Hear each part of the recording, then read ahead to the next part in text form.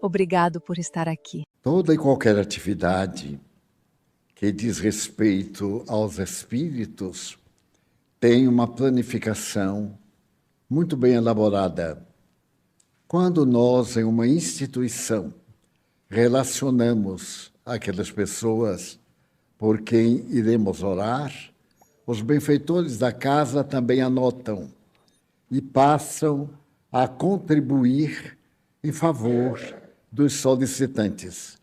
Mesmo quando o solicitante, por causa de uma doença, de um problema de natureza fundamental na família, roga a ajuda superior, passado aquele problema, eles, os espíritos amigos, continuam amparando os solicitantes. Aparentemente, eles já não necessitam, mas esses espíritos amigos tornam-se o que a doutrina chama espíritos familiares. Não quer dizer que pertençam à nossa família biológica. Eles automaticamente passam a pertencer à nossa família espiritual. A técnica é quando nós apresentamos em qualquer lugar a relação sobre a mesa do nosso quarto de dormir, em uma carta, aqueles amigos encarregados dessa tarefa, que são espíritos especialistas, todo e qualquer espírito pode visitar um recomendado. Entretanto, existem aqueles que constituem os visitadores, são específicos. Eles passam, desde esse momento, a acompanhar a pessoa, inspirando ideias felizes, socorrendo e, acima de tudo, contribuindo para o encorajamento diante das provas. Nem sempre eles irão resolver o problema, porque o problema decorre da necessidade evolutiva do sofredor. Mas eles contribuem com resignação, com coragem, diminuem a intensidade. Se for um caso de perseguição de outrem, encarnado ou desencarnado, eles interferem e procuram sempre proteger aqueles que buscam a ajuda divina. Eis porque Jesus recomendava que orássemos uns pelos outros.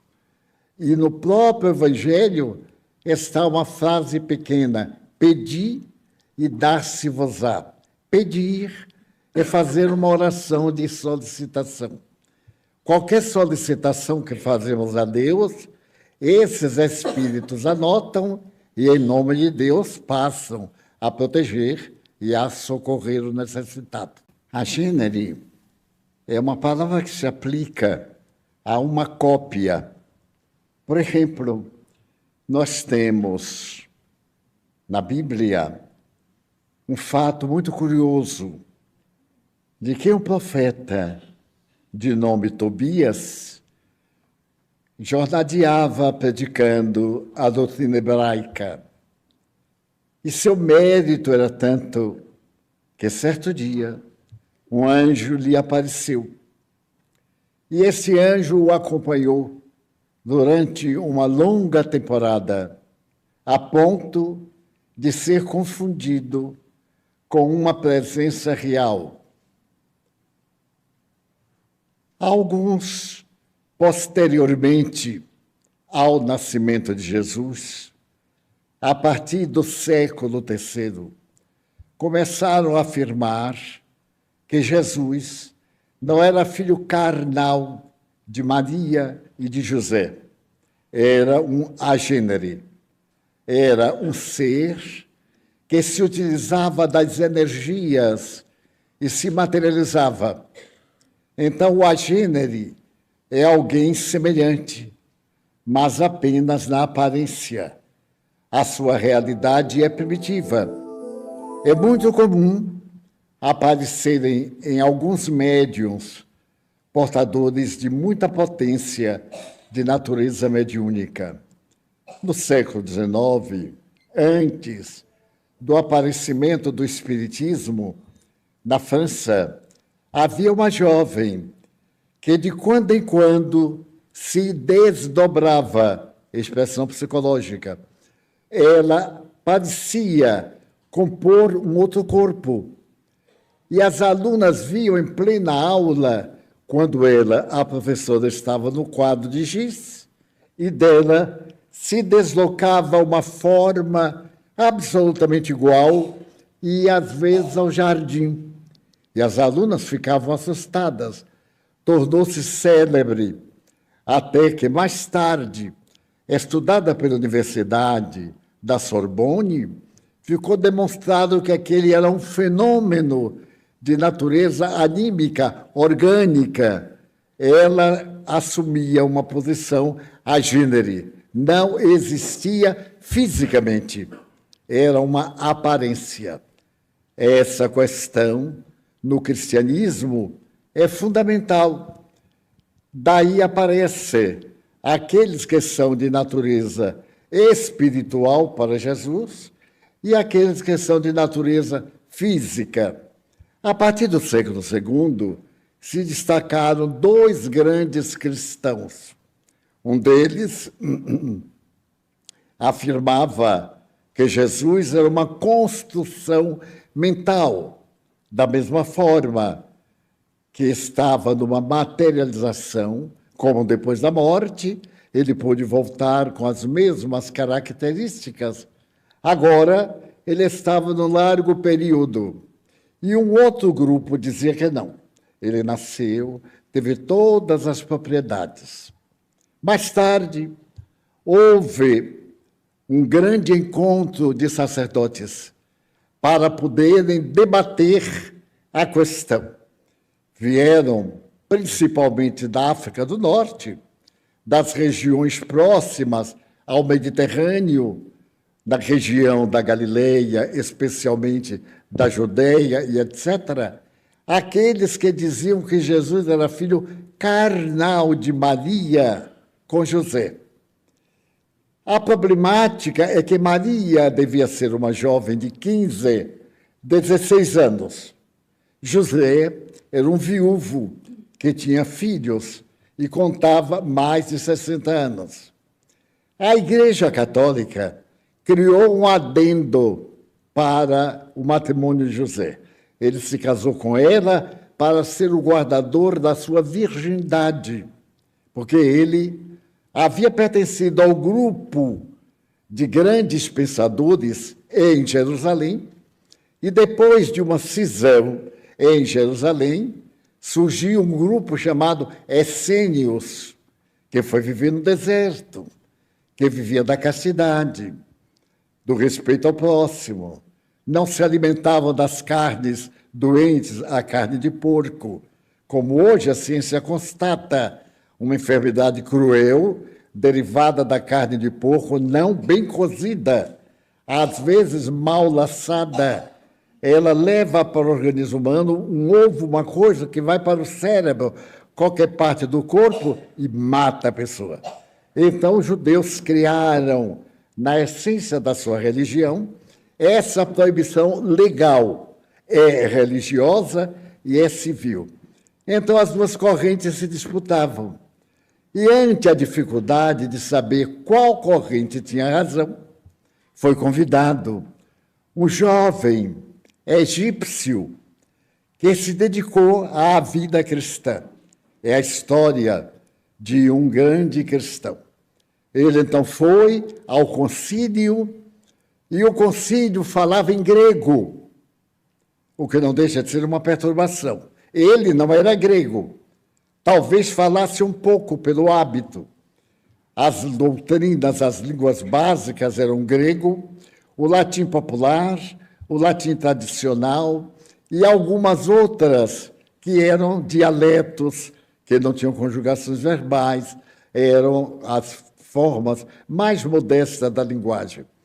E, no momento, ele transferiu do grego para o latim, que ele falava, e fez a seguinte frase: Jesus hombre is. Jesus era um homem.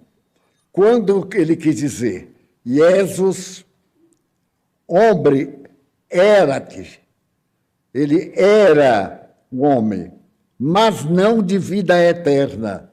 Era uma aparência, era um agênere. E passou a predominar a doutrina dos agêneres no Espiritismo.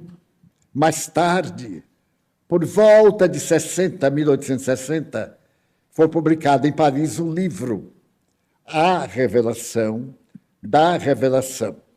Esse livro era publicado por um notário da cidade de Lyon, a mesma cidade de Kardec, e chamava Jean-Baptiste Lamarck. Esse Jean-Baptiste, eu disse Lamarck, confundi, era o admirável pesquisador Rousteing, Jean-Baptiste Rousteing. Então nasceu a chamada doutrina roustenguista, dizendo que Jesus não era um corpo físico, era um corpo anímico, um corpo espiritual. É a doutrina dos agêneres, a doutrina roustenguista. Ela foi muito bem recebida na época, principalmente a partir do ano de 1880, quando um grande número de espíritas do Rio de Janeiro e largamente no Brasil se tornou, eram católicos, esse grupo se tornou espírita. Então, para o pudor da época, sexo era uma coisa degradante. E dizer que Maria fez sexo com José era algo humano muito baixo, muito vil. A cultura. Então, eles opinavam, ou preferiam que ela tivesse tido filho virgem, e colocaram esta complementação do fato, antes, durante e depois do parto. É uma espécie de partenogênese. Em realidade, isso não existe, porque o sexo é um fenômeno orgânico, abençoado por Deus. Tão abençoado que é o fenômeno da reprodução da vida. Sem o sexo, na planta, em qualquer vegetal, em qualquer animal, a vida é sexualizada. Existem alguns insetos assexualizados e alguns peixes que modificam de sexo à medida que se desenvolvem. Nascem masculinos e, depois de algum tempo, se transformam como fenômeno biológico comum. O sexo nada tem a ver com moral. A moral é a prática do sexo. Por exemplo, comer é uma necessidade biológica. Comer como um cavalo é do reino cavalar. E comer para ter um corpinho delicado é contribuir para o organismo, que é uma máquina e que não está preparado para a fome. A pessoa vai ter vários problemas gástricos, vários distúrbios de natureza nervosa, por aquela imposição ao organismo que deixa de receber, digamos, a gasolina 8, a gasolina 28, o óleo 30, é uma máquina. Então, como é a vida sexual? Natural. Se o indivíduo se sente atraído ao outro, masculino, feminino, neutro, é um sentimento nobre.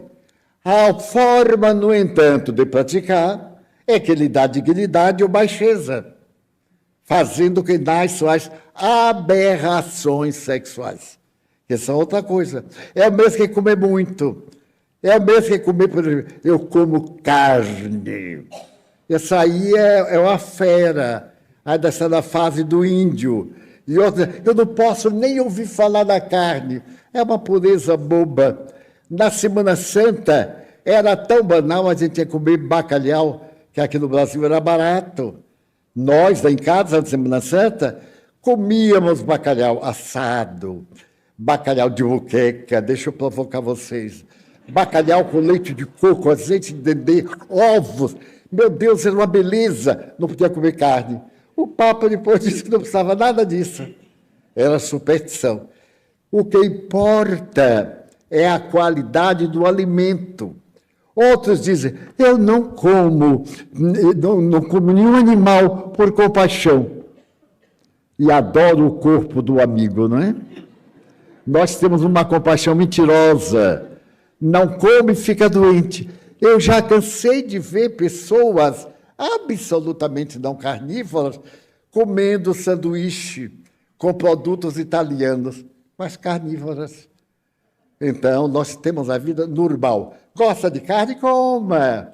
Não gosta? Não coma. Não tem nada a ver com moral. Moral não é alimentar. Alimentar é hábito, um hábito sadio de se alimentar. Então, o agênere é até hoje uma espécie de biótipo antipático. Então, tudo aquilo que Jesus fez foi aparente, porque ele era um homem aparente. E esse Jesus eu não aceito. Se ele não sofreu as tentações que eu sofro e aguento, eu sou melhor do que ele.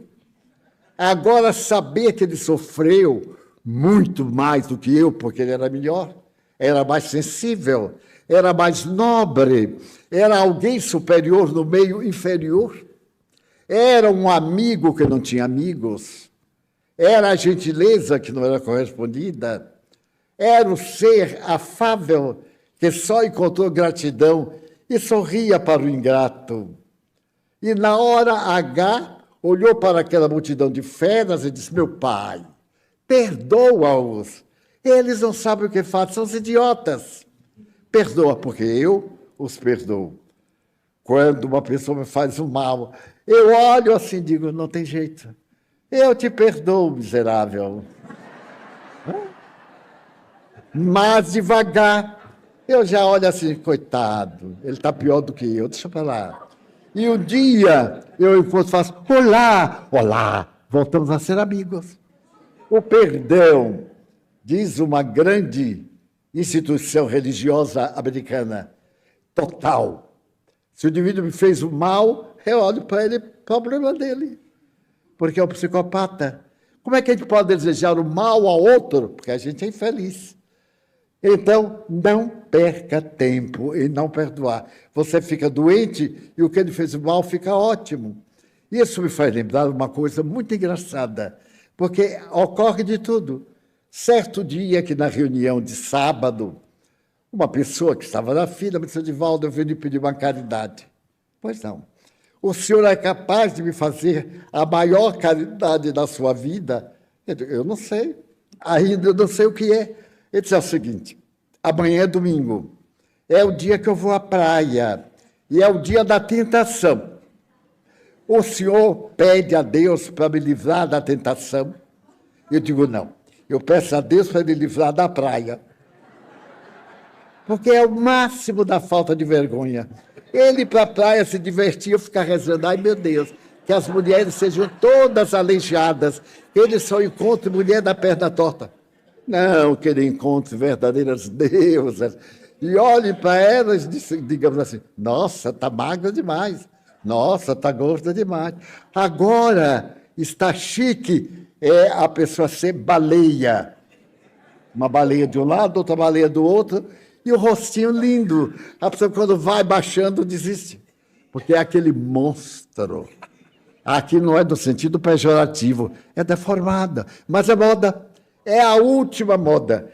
Já estão vendendo, inclusive, quadris de borracha. A pessoa magrinha, sem jeito, sem cintura, chega na loja e me diz assim, um par, aí bota aqui, fica aquela montanha de um lado e a montanha do outro. O homem olha e aquela montanha de plástico diz de jeito nenhum. Então, nós temos que encarar, a vida é real. Nós somos o que somos. A crença é uma constatação. A vida tem um sentido. Qual é o sentido da minha vida? Ser feliz. Para ser feliz, o que fazer? Ter um objetivo essencial. Trabalhar minhas imperfeições. Saber que eu já não sou tão revoltado como antes.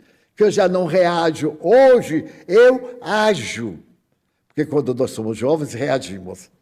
Alguém pisa no pé e a gente, então, dá um soco. Se o outro for mais fraco, se for mais forte, você fala assim, olá, tire sua pata de cima do meu pé. Então, hoje, eu já não reajo. Eu tenho uma experiência que o sonho da minha vida, quando eu era jovem, era comprar um sapato marrom e branco. Não sei por quê. Hoje eu detesto, mas naquela época, quando eu vi numa loja um sapato marrom e branco, eu achei que era o reino dos céus. Mas o sapato era tão caro que eu desisti na hora. Mas no dia seguinte eu passei de novo para dar uma namoradazinha com o sapato. Aí eu procurei o preço, perguntei ao dono se não fazia abatimento, porque nós, baianos, adoramos pechinchar. Portanto, você sabe, custa 50, mas você leva por 8. Depende de pechinchar. Eu então dei uma pechinchada, se não faria 1/3, ele disse não, metade. Ele ficou meio balançado, eu digo, vou baixar um pouquinho mais. Por fim, combinamos que ele faria X. E eu fiz um cálculo do meu salário, dava. Então, ele disse assim, olha, o senhor compra a prestação. Mas naquele tempo, eu comprava a prestação quem era indigno. Eu não comprava porque meu pai dizia, quem compra a prestação não tem vergonha. Se meu pai tivesse encarnado, ele dizia assim, quem paga na hora não tem vergonha. Porque a pessoa pergunta logo, em quantas vezes você quer? Eu até digo assim, quanto você acha que eu devo? Porque até eu posso pagar na hora, mas é tão chique. Quantas vezes? Uma gravata, R$600. É um tiro na gente. Mas eu pergunto, só de pirraça, quanto custa? R$600. É uma Dior. Ah, me dá aquela vermelha dali, que ela é do Pau da Lima. Mas é tão bonita, é mais barata, não paga imposto. E aí a pessoa pergunta, eu pergunto, quanto é? 10 real. 10 real. Pode dar fazer também 2 vezes. Eu aí digo assim, me dá 2 vezes. Porque é chique. Uma pessoa que não deve não é uma pessoa digna. E foi isso que o homem me disse.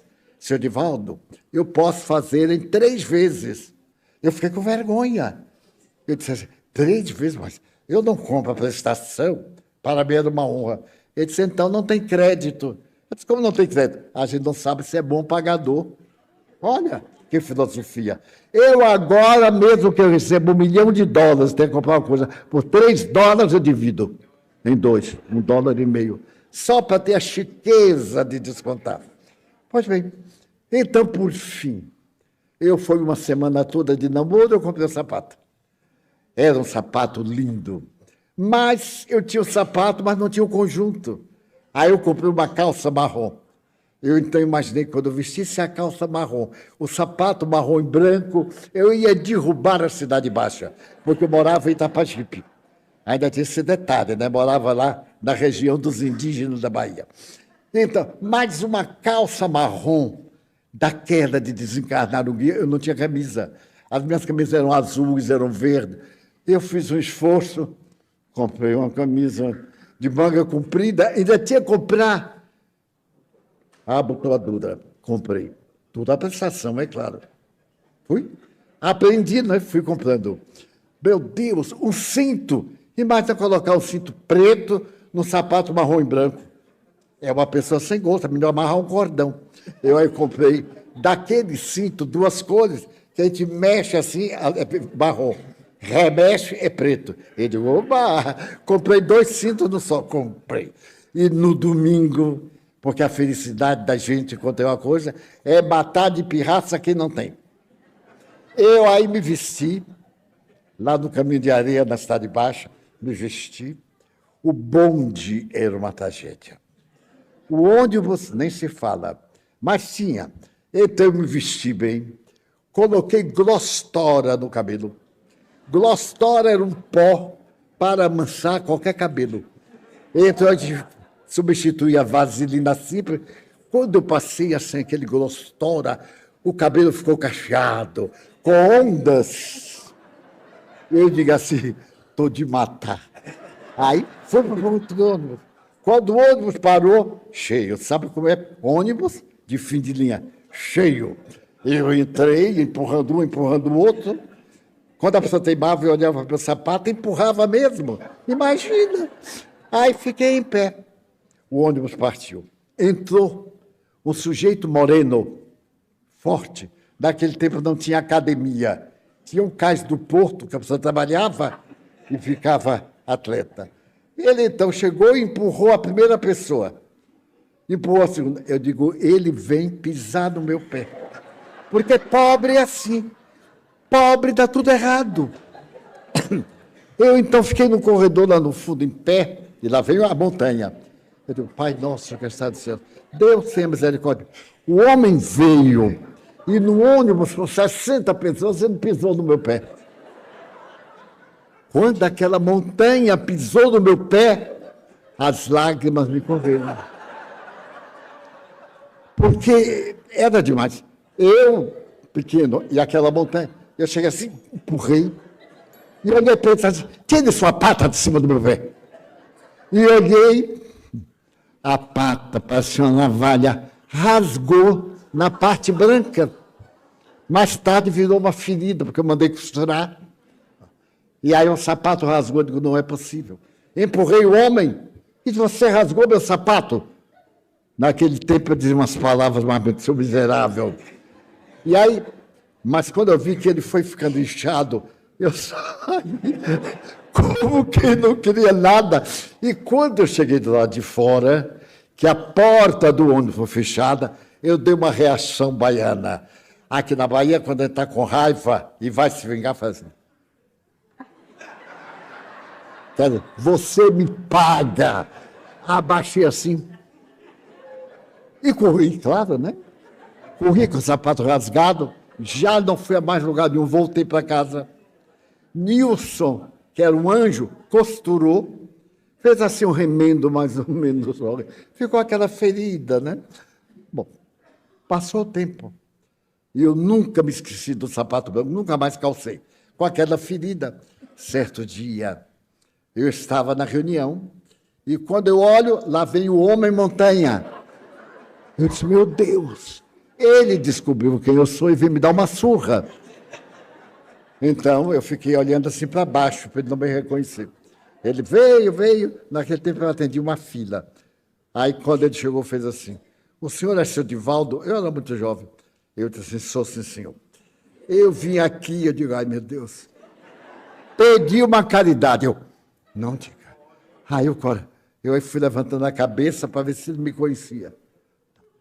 Porque o algoz não conhece a vítima nunca, mas a vítima não esquece nunca. E aí ele bem para ele ri. Pois não. O homem então me contou uma história. Eu sou casado, eu sou do cais, trabalho pesado, casado e pai de família, tenho 2 filhos, e minha mulher enlouqueceu. Eu já estive no candomblé, eu já estive no psiquiatra, eu já internei no Juliano Moreira, e ela cada vez é pior. Então me pediram para vir aqui para falar com o senhor. Mas ele olhou para mim, acho que ele nem acreditou, olhou para aquela coisa e disse assim, pois é. Aí eu vim falar com o senhor. O que é que eu faço? Porque todo dia de manhã eu alimento-a, a meus filhos, que eu boto no quarto, e ela no outro quarto, trancada. E ela se rasga e fica toda nua. Eu já não aguento mais. Eu ando provocando as pessoas para que alguém me bata, eu possa reagir para a cadeia e assim eu me vejo livre. Lembrem aí do que eu escapei.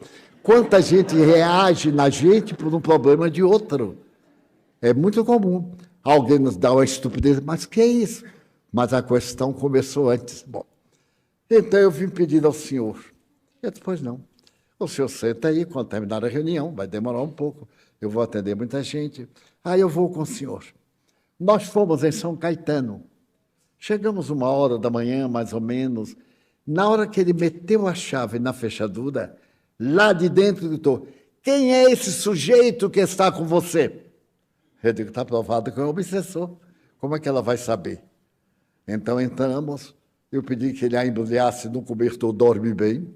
Ele a embrulhou e o espírito me disse coisas horríveis. Eu sorri e disse assim, meu irmão, você é um covarde, porque você está se utilizando da sua aparente invisibilidade para atormentar esta família. Mas eu estou vendo você, como você está me vendo. Você é um covarde, é ou não é? Aí o Espírito disse, você não sabe o ódio que eu tenho dele, por esta razão, tal, tal. Aí contou um drama que era verdade, mas ela não sabia. E ele me confessou depois que era tudo verdade, do tempo que ele era solteiro. Então eu venho vingar-me dele. Eu digo, mas não é justo.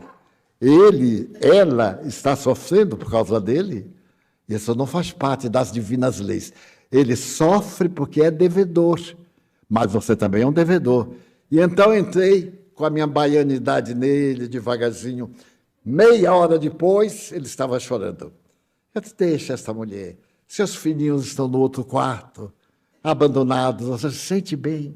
Isso lhe faz bem. Entregue a Deus. Você não vê os miseráveis na rua, os sofredores. Cada um de nós tem seus dramas. Ele me disse, vou desculpá-lo. E de acordo com a conduta dele, eu perdoarei ou não. Ele disse, muito boa proposta. Aí virei para ele e disse, agora depende da sua conduta. Porque os espíritos nos conhecem, eles veem o que nós fazemos e muita gente não vê. Pois imaginem vocês, ela ficou boa na hora. Acalmou, deitou-se, apliquei-lhe um passe, adormeceu. Eu voltei à noite com o Nilson para cuidar da alimentação dela. Ela, absolutamente calma, ficou boa. Passou a frequentar o centro. Como todo mundo me chama de Divaldo, ele era mais velho do que eu, me chamava também de Divaldo. E se tornou meu guarda-costas. Toda vez que eu ia ser um lugar tranquilo, a São Caetano, esses lugares assim tranquilozinhos, onde havia muita... Ele, Divaldo, posso ir? Eu digo, meu filho, não precisa, mas vá. Nada como garantido, né? Ele, e quando chegava alguém, porque tem aqueles entusiastas, me abraçava, ele gritava de lá, separo ou manero? Eu disse, manere. Quando é um dia, eu estava assim com uma pessoa um pouco perturbada, me agarrou e me apertou, eu digo, isso aqui vai me quebrar. Ele disse assim, tio, maneira, eu digo, nada de maneira. Negativo, ele veio, puxou o homem, quase que levou meu paletó. E se tornou um amigo querido, graças ao meu sapato marrom. Se alguém tiver sapato marrom e quiser me oferecer, eu agradeço. Não quero sapato marrom na minha vida. Então, são os fatos que acontecem e que dependem muito das circunstâncias. Amar. O sentido da vida é amar. Em uma bela mensagem recebida por Chico Xavier, um espírito que é considerado santo em Portugal, disse que antes e depois do amor não houve a criação, porque Deus é amor. O ódio é o amor que enlouqueceu. A inveja é o amor do preguiçoso. E então ele vai declinando que toda e qualquer virtude é uma expressão do amor na sua forma primitiva, aselvajada, civilizada, terna, até o sacrifício da abnegação. Muitos acreditam que nós nascemos com afeto ou com desafeto. Somente nos casos expiatórios. A realidade é que o nosso cérebro renasce emocionalmente neutro. E amor, como ódio, a gente aprende. A minha família era grande, nós éramos 13 irmãos. E o irmão meu achava que o ódio resolvia tudo. Então, ele tinha muita dificuldade de amar. Era um problema entre nós. E minha mãe era o exemplo do amor, mantenedora de uma paciência inesgotável. E graças à paciência que ela tinha com ele, ele aprendeu a querer bem.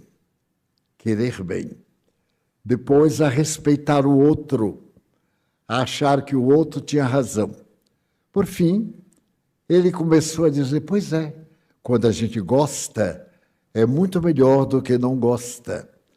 E fazia tudo para evitar o amor. Eu sou o último filho. E quando ele era o primeiro, ele estava com 31 anos e eu estava com 10. Havia, portanto, uma diferença substancial. Ele estava casado fazia mais de 20 anos. E então, certo dia, conversando com ele me queria muito bem, ele me disse assim, Di, você devia ser meu filho. Eu disse, ué, por quê? Porque você é tão paciente, você parece com mãe. Então eu sou capaz até de lhe amar, sabe? Quer dizer, eu sei que isto para ele custou muito. E eu lhe respondi assim, pois é, Genésio, eu sempre lhe amei. Não sei por que você está sempre de mau humor. E ele me perguntou, você acha? Eu digo, não, você que sabe. Porque para estar de mau humor, precisa a gente fazer uma força danada. Aqui em casa, ninguém tem vergonha, ninguém respeita ninguém, todo mundo é igual. Como é que a gente pode ficar de mal um com o outro? Eu disse, é mesmo, né? Quando eu fico de mal com o Ioiô, que era meu irmão, então eu sofro mais do que ele, porque ele não dá importância. Eu é que sofro. Eu digo, não, isso é burrice. Amar é sabedoria. A gente deve até amar por astúcia, porque amar é melhor. Ele deveria estar com uns 40 anos já, e um dia ele me disse assim, pois é, seu danado, com esse negócio de espiritismo, eu aprendi a amar, e agora eu falo sem ter nenhuma vergonha, porque eu achava que amar era só sexo. Era exatamente o conceito errado, porque para praticar o sexo não precisa de amor, mas praticar o sexo com amor é diferente. Então, a coisa mais importante é amar. Porque quando amamos, respeitamos, consideramos e trabalhamos em favor do outro. Não notamos as imperfeições dos outros, porque a imperfeição é um processo de aperfeiçoamento. Ninguém nasceu completo, ninguém nasceu sábio. Tudo aprendemos ou reaprendemos. Então, amar é a única alternativa. Jesus não nos ensinou religião. Fazei ao próximo o que quiserdes que ele vos faça. Esta é a verdadeira religião.